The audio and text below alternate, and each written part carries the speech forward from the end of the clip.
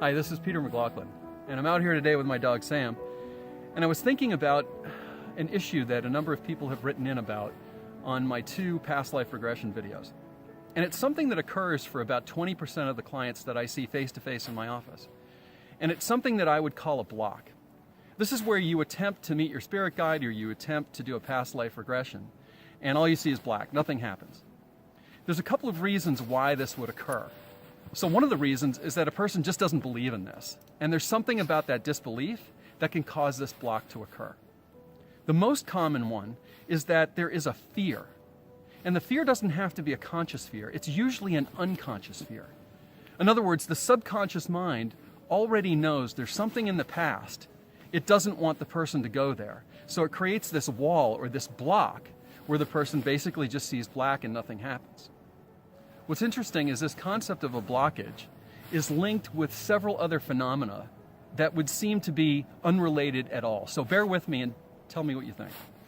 There was a doctor who died in 2017 named Dr. John Sarno. He wrote about 3 books, I believe it was, on back, neck, and shoulder pain. And what he said was the back, neck, and shoulder pain is being created by the unconscious mind because it's trying to distract or prevent it from coming to conscious awareness, which is precisely what I think is happening with these blocks when the unconscious mind knows that the person in a past life regression, or maybe by meeting their spirit guide, is going to go back to some emotional pain that occurred in a previous life that the conscious mind has no awareness of whatsoever. And then the third thing that I think is linked, that otherwise seems totally out in left field, is addiction. So when people engage in addictive behavior, and this could be gambling, it could be caffeine, it could be drugs, it could be alcohol or cigarettes, it almost doesn't matter. In a sense, they're distracting themselves from something unpleasant they don't want to be dealing with. And that thing they're distracting themselves from could be day-to-day stress. It could be something that happened in childhood, it could be something with a relationship. But in this sense, all of these things, in my opinion, are actually linked together, the same phenomena. And the only solution, in my opinion, I'm just a guy that wandered in from the street, so don't take mine as the last word, is to go right at it.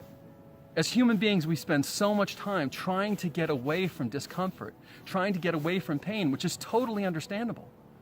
But it's like ignoring a splinter that's in your toe. Every time you walk on it, it hurts.